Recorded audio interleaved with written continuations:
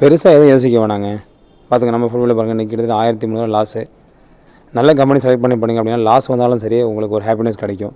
ஏன் அப்படின்னா ஃப்யூச்சரில் கண்டிப்பாக அதோட ஸ்டாக் ப்ரைஸு கண்டிப்பாக மேலே ஏறும். அதுவே நான் நினச்சி வாங்கின ஸ்டாக் தாங்க உங்களுக்கு பார்த்திங்கன்னா என்னோடய போர்ட்ஃபோலியோ இன்னும் லாஸ் மேக்கிங் கம்பெனியாக இருக்கிற லாஸ்ட்டு ஒரு 3 மந்த்ஸாகவே எந்த ரிட்டர்ன் கொடுக்காம இருக்குது. பார்த்திங்கன்னா ஃபஸ்ட்டு சவுத் இந்தியன் பேங்க்கு, செகண்ட் யூனியன் பேங்க் இருக்குது, டைட்டன் இருக்குது, டாடா கன்சியூமர் இருக்குது, பவர் கிரிட் இருக்குது, பிஎன்பி இருக்குது, ஐடிசி இருக்குங்க.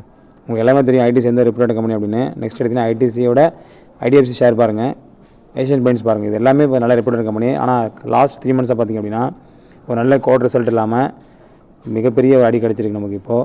ஆனால் மற்ற கம்பெனியெல்லாம் கம்பேர் பண்ணி பார்த்திங்க அப்படின்னா என்னோடய போர்ட்ஃபோலியோவில் ஹையஸ்ட் ரிட்டர்ன் கொடுத்தது பார்த்திங்கன்னா Bharat electronicals, CG powers, exit industries, JSW infrastructure இதெல்லாம் நல்ல ரிட்டர்ன் கொடுத்துருக்குங்க. அதனால் நம்ம என்ன இந்த ஸ்டாக்கில் விற்க முடியுமா சொல்லுங்கள்? கண்டிப்பாக விற்க முடியாது. ஹோல்டு பண்ணி ஆகணும். நம்மளுக்கு எப்போலாம் நமக்கு ஆவரேஜ் பண்ணுறதுக்கான சான்ஸ் கிடைக்குதோ அப்போலாம் ஆவரேஜ் பண்ணலாம். நேற்று கூட பாருங்கள் நம்ம ஒரு ஸ்டாக்ஸ் வந்து பார்த்திங்கன்னா ஸ்ட்ரைட்டில் எடுத்துருந்தோம். அதேமாதிரி 2-3 ஷேர் வந்து பார்த்திங்கன்னா நம்ம எக்ஸ்பெக்ட் பண்ணியிருந்தோம். சவுத் இந்தியன் பேங்க் பார்த்திங்கன்னா இது ஒரு 8 ஷேர் நம்ம வாங்கியிருந்தோம் நம்ம அதில் ஹோல்டிங் பண்ணுறதுக்காக.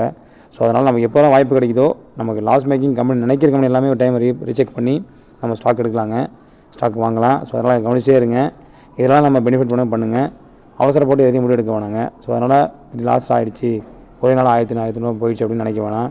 கொஞ்சம் வெயிட் பண்ணுங்கள், ரிசல்ட் கண்டிப்பாக கிடைக்கும். என்னோடய ஸ்டாக் பார்த்திங்கன்னா அரௌண்ட் ஜனவரி மந்த்தில் பார்த்திங்கன்னா வெறும் மைனஸ் தான் போயிடுச்சு. சேம் இதே பொசிஷன் தான். 20,000 இப்போ எனக்கு ப்ராஃபிட் இருக்குது. இதுவே பார்த்திங்கன்னா நமக்கு 10,000 ருபீஸ் வந்து நமக்கு லாஸில் இருந்துச்சு.